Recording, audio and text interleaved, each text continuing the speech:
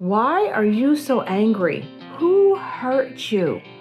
Oh, those condescending comments you get from Christians when you're just merely expressing that you don't see enough evidence to believe in God.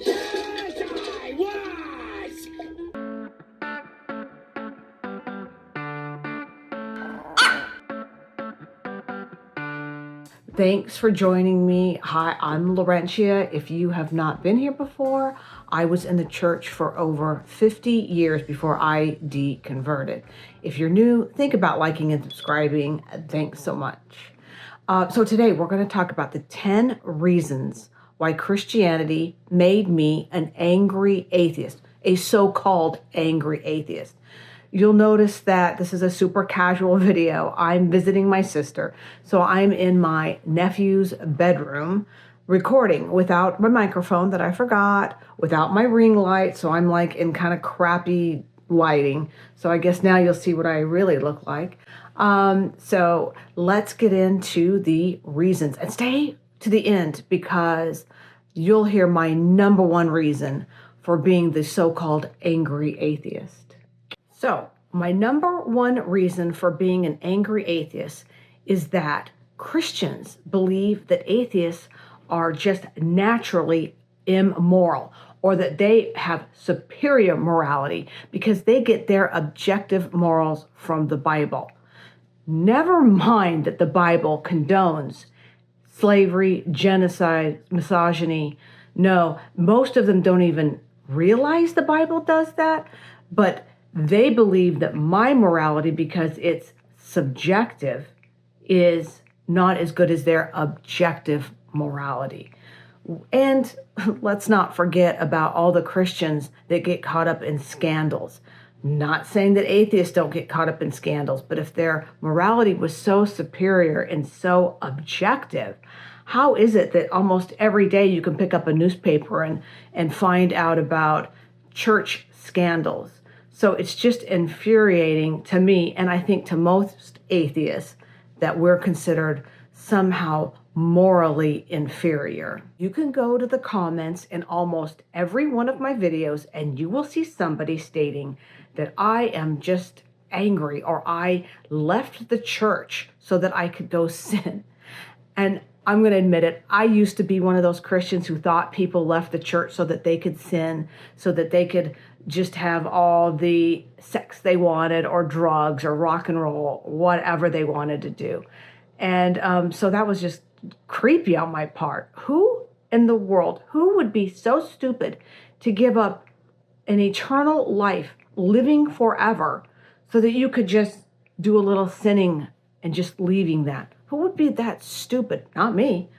But you will see that all the time, that I left for that reason. Not that I don't actually believe in God, but I want to be immoral. So that makes me very angry.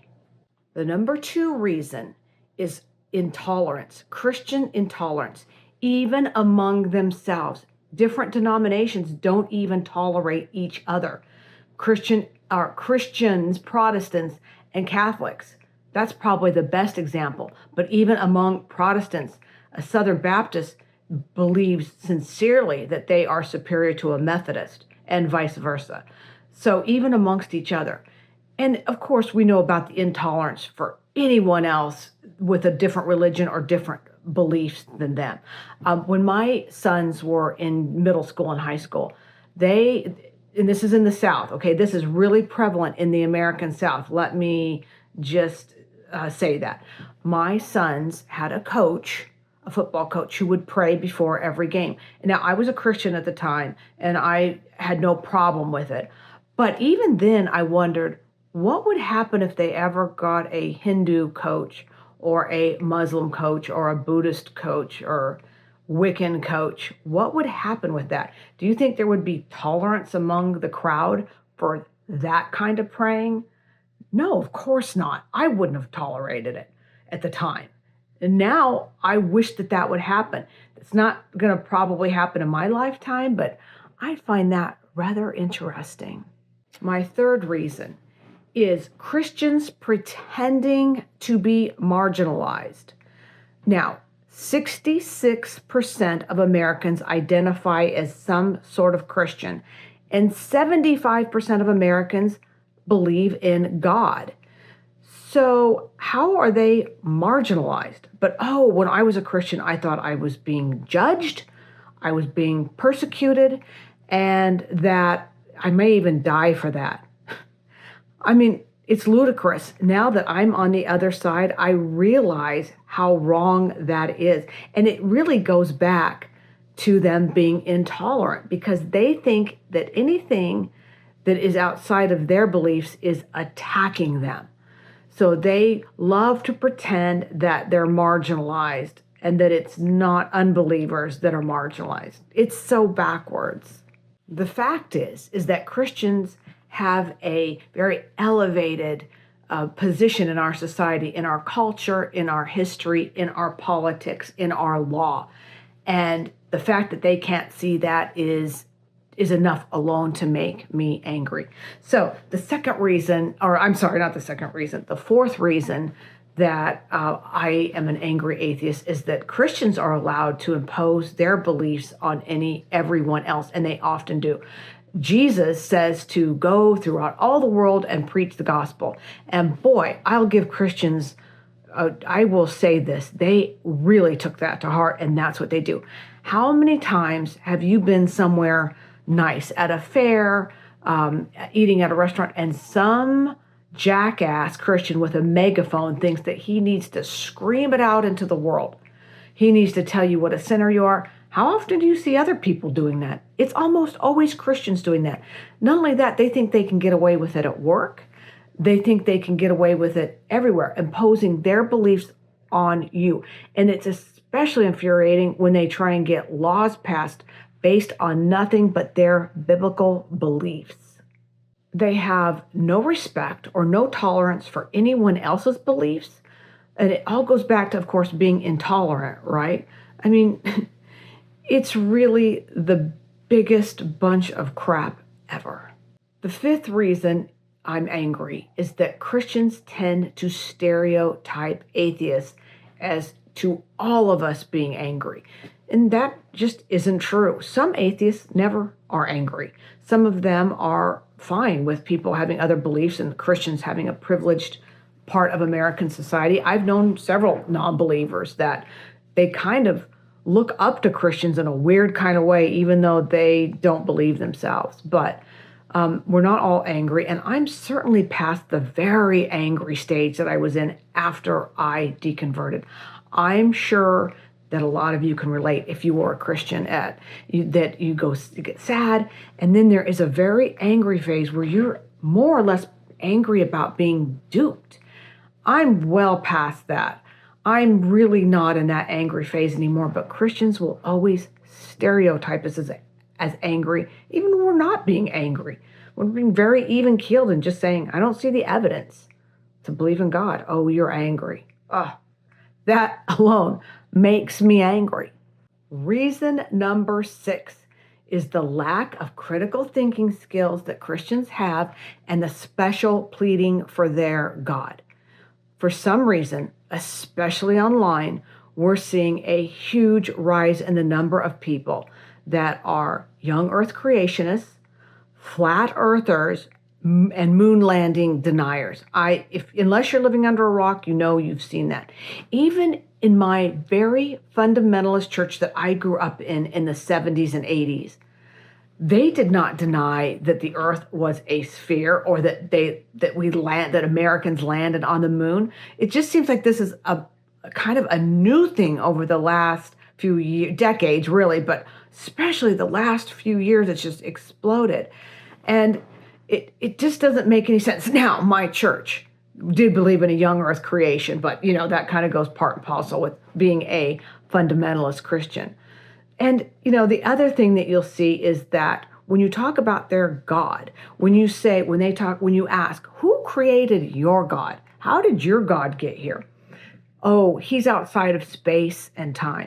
Even though they don't seem to really know what that means. When you ask them, what do you mean he's outside of space and time? I've never had an answer that made any sense. So, of course, that's special pleading for their God, because you know how I answer that when they say he's outside of space and time? I'm like, okay, well, can't any God be outside of space and time then? What about the Hindu gods? What about Allah? Why can't those gods be out of space and time? Oh, well, of course not, because their God is the one true God who's outside of space and time. Ridiculous. Reason number 7 why I am an angry atheist is that Christians believe that they deserve a front row seat when it comes to politics, law, and education. And this is nothing new. This really gave rise in the 1970s when we had Jerry Falwell and Pat Robertson coming up and really pushing into the Republican Party.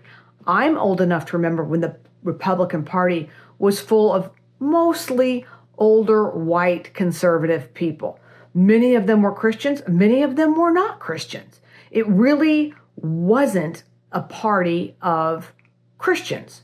Now it's really nothing but a Christian cult. We all know that very few atheists or non-believers or other religions belong to the Republican Party, which is sad. I think we need both parties. I am a die-hard believer in that we need to take the best from all kinds of ideas, not just have it one way. I think it's very dangerous. But the Republicans left me. I didn't leave them.